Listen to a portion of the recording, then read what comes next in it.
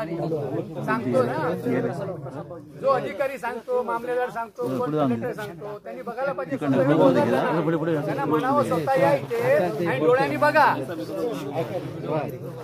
किती कळलं का? त्यांना म्हणा स्वतः डोळ्यांनी बघा आणि जे काय तुम्ही कुठं केलेलं आहे, तुम्ही नसेल तुमच्या पदाच्याने केलंय ते निस्तरा.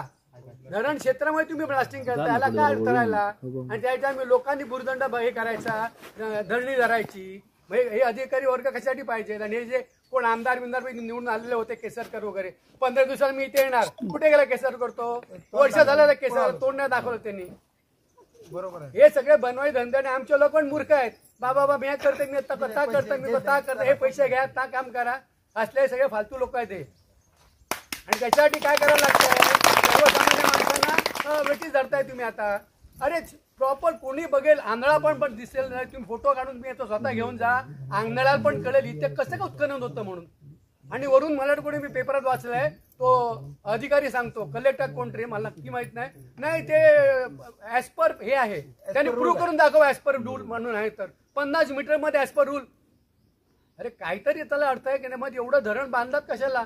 आणि ते पण धरण मातीचं आहे हो, असं म्हणा 5-50 ठिकाणी त्याला होल पडलेले आहेत. आणि ज्या ठिकाणी संरक्षक खरोखर भिंत आहे आणि ज्याच्यामुळे तुम्ही गावाचं पुनर्वसन, आता हे शिरंगे जो गाव आहे त्याचा पुनर्वसन खांदळा गावामध्ये केलेलं आहे. म्हणजे परत त्यांना पण वाट लावायची आणि सगळ्यांची वाट लावायची, हा शासनाचा मार्ग आहे. तिथे लक्ष देणं जरुरी आहे. येणारे समजा जायला रस्त्याने येणारा माणूस जाणार, तो कसं ते वाचेल तरी, पण हे तुटल्यावर पुढे काय? आणि त्यामुळे काय झालं, आवाज होतात. आणि इथे जनावर वगैरे पाळतात. हे जनावर तुम्ही बघा, गावामध्ये कोण काम नाही करू शकत.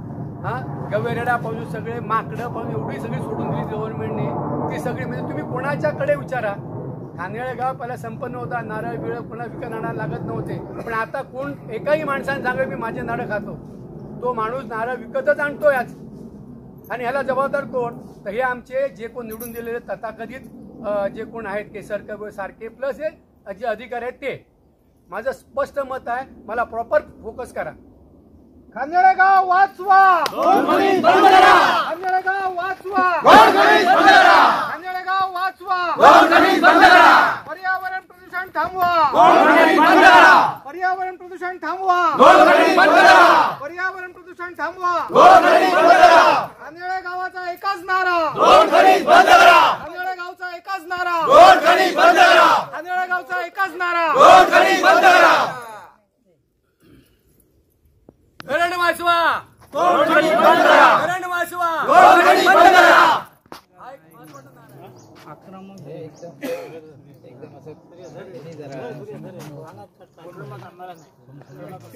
खांदेळ्यात नाही तर सगळा परिसर वाहून जाणार आहे.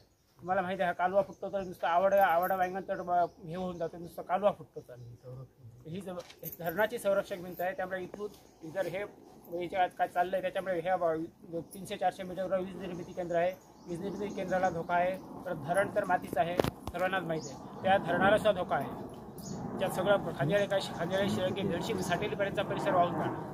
जर धरण फुटलं तर फुटण्याची शक्यता नाकारता येते. आज तुम्ही जाऊन बघा. तू मालवणीत बोल, मालवणी बोलला. ह्या जर तालुक्यात तुम्ही बघू शकता सर काय झालं आता. अशा ह्या प्रकारचे ना 7 कोरिया का 8 कोरिया आहोत आणि इतके खोल गेले नाही की तुम्ही विचार करू शकता ना काय झाला. गोळे काढून सगळे काढून घेऊन गेलेले आहेत बघा. आणि डेली मला वाटतं कमीत कमी 40 ते 50 ट्रक भरून दिल्ली घेऊन गेले. आणि ही 50 मीटर हद्द उरली फक्त खांदेळे गावाची. सपोज ह्या डोंगर खचरान घालते गेलो 5 मीटर पडणार, सॉरी 5 मीटर. आणि सपोज या डोंगर सगळं खालते कोसळून गेलो, पाणी सरळ धरण. आणि काय गोवा सरकारने काय डिसिजन घेतलं, 4.5 मीटर काहीतरी उंची वाढवायची धरणाच्या पाण्याची. आता तथाकेच वाटतं. आणि समजा पाणी आतमध्ये गेला सगळा, त्याला पूर्ण खांदेळे शिरंगे अख्ख्या तालुक्यात त्रास, अख्खा तालुका पूर्णपणे जातलो. आमका माहीत असताना सुद्धा आम्ही डोळे धाक करतोय असं आमका वाटतं. प्रशासन पूर्ण डोळे धाक करता. आमच्या प्रशासनानं काहीतरी डिसिजन म्हणजे घेऊकच होय असं आमका वाटतं. आणि धरण क्षेत्रात तुम्ही बघला माती किती हवं ना, धरण पूर्णपणे बुडलेला, पूर्णपणे धरणात अशी माती गेलेली आहे ना. तुम्ही बघू शकता ढेगारी कशा झाली आहे धरणात. ते पाणी साठव कितकं कमी जातो ह्याच्यामुळे बघू शकतात तुम्ही. आणि इतकी वाट लागलेली आहे ना गव्हर्नमेंटामुळे की गव्हर्नमेंटात काहीतरी ऍक्शन घ्यायची. आणि त्वरित म्हाका वाटतं त्वरित काय ऍक्शन घेऊकच आणि बेगिनात बेगीन बंद करू आहे कोरिया. आता आमचं तरी डिसिजन आहे. आणि जोपर्यंत हे जायना ना कोरी बंद जायना तोपर्यंत आम्ही उपोषणापासून उठाचो ना, तोपर्यंत आम्ही थैसरच थांबतो. ह्यो आमचो ठाम डिसिजन ना. ही कॉरी सर आणि ह्या आमचं धरण बरोबर धरणाला हा कॉरी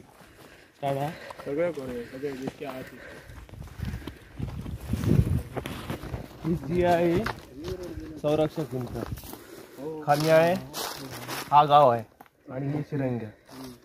मध्ये अर्धा डोंगर पूर्णप्रमाणे गेलेला आहे. आणि हे जी क्वारी चालू आहे ते धरण क्षेत्रामध्ये आतमध्ये चालली आहे क्वारी आणि पूर्णपणे माझ्या मते ना पूर्ण डोंगरच अर्धा कट झालेला आहे. हा डोंगर अर्धा कट होऊन मला वाटतं खाण्याची सीमा जी आहे लगत 50 मीटर फक्त अंतर आहे. 50 मीटरचं अंतर राहिलेलं आहे आणि हे 50 मीटर अंतर कधी काय गायब होईल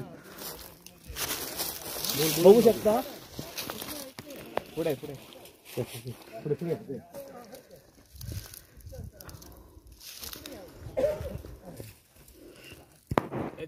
याचं मेन म्हणजे सगळ्यात जबाबदारी व्यक्ती म्हणजे शासन आहे आणि या शासनाने याच्यावर पूर्वीपासून याच्यावर सगळं बघून त्याच्यावर निर्णय द्यायला पाहिजे होता.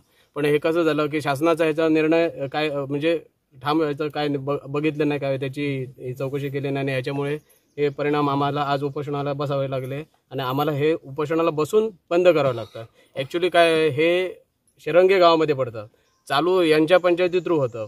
मग बंद करायला आम्ही का, मग शासन काय करतं? मग शासनाने याच्यावर काहीतरी कारवाई करायला पाहिजे होती. आता आमचं गाव आहे, आमची कोणाची दुश्मनी वैयक्तिक काय असं नाही. आमच्या गावासाठी आम्ही लढतो, इतर गावांसाठी लढतो. ही संरक्षण भिंत आहे, जर उद्या जर फुटली, उद्या काहीतरी झालं तर किती गावांचं हे होईल याचं काही सांगता येईल. साधारणतः ह्या गौण खनिज जे आहेत त्यात जे मेन धरण आहे त्या धरणापासून किती अंतरावरती आहे? आता कालची गौण खनिज पंचनामा झाला त्याप्रमाणे आम्हाला माहिती झाली की ती 50 मीटरपर्यंत 50 मीटरच्या आत आहे. सगळे 50 मीटरच्या आत आहे आणि त्यांच्यात असं म्हटलेलं आहे की ती हॉरिझॉन्टलमध्ये हॉरिझॉन्टल म्हणजे स्ट्रेट आणि ज्याचं ब्लास्टिंग पाण्यामध्ये दगड पडतात किंवा माती पडते हे सगळं त्याच्यात आलंच आणि हे पडतात. हे आम्हाला सांगायची गरज नाही. अधिकाऱ्याने ॲक्च्युली येऊन ते बघायला पाहिजे किंवा ते CCTV कॅमेरा लावायला पाहिजे होते. पण वास्तविक हे ते काही केलं नाही. पण हे शासनाची जबाबदारी आहे, ते शासनाने त्याच्या आम्हाला न्याय द्यायचा एवढे आमची मागणी आहे. त्याचप्रमाणे गावातनं जी वाहतूक चालते ही वाहतूक कशा प्रकारची असते आणि त्याच्यापासून गावकऱ्यांना काय धोका आहे? वाहतूक ही दिवसाला 30-40 डंपर दिवसाला चालत होते आणि एका मागोमाग एक जात होते. त्याच्यामुळे समोरून येणाऱ्या याला गाडीला जागा पण भेटत नव्हती. काही लोकांची तक्रारी होत्या की ते अंगावर घालतात, अजून काय करतात, असं विषय पण झाले. आता ह्याच्यात प्रत्येक वेगवेगळे त्यांच्याने आपल्या सगळं आपलं हे सांगितलं. पण प्रश्न कसा आहे, जेव्हा गाडीचा लोड होतो हा लोड कोणी चेक केला नाही, रस्ता किती आहे काय आम्ही ह्याच्यावर काय आम्ही ऍक्शन घेऊ शकत नाही कारण ते शासनाने घ्यावी लागते. पण आम्ही त्याच्यावर त्यांना कधी काही अडवलं किंवा त्यांना काही त्रास दिला ह्याच्यातलं काही केलं नाही. तर व्यतिरिक्त हे शासनाने जेव्हा त्यांना परमिशन दिले हे लोड ओव्हरलोड होऊन इथे 2-3 ट्रक पलटलेले पण आहे आणि ह्याचा व्हिडिओ आम्ही घेतलेला नाही. पण हा त्यांच्याने येऊन त्यांच्याने हे काढलेले आहेत.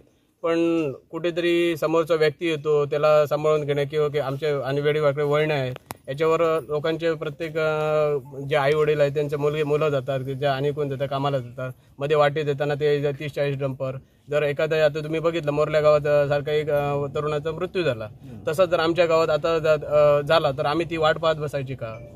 नाही ना. मग त्याच्यासाठी आपल्याला ते निर्णय घ्यावा लागला की काहीतरी करून ते बंद करावं, नाहीतर त्याच्यावर कारवाई करावी.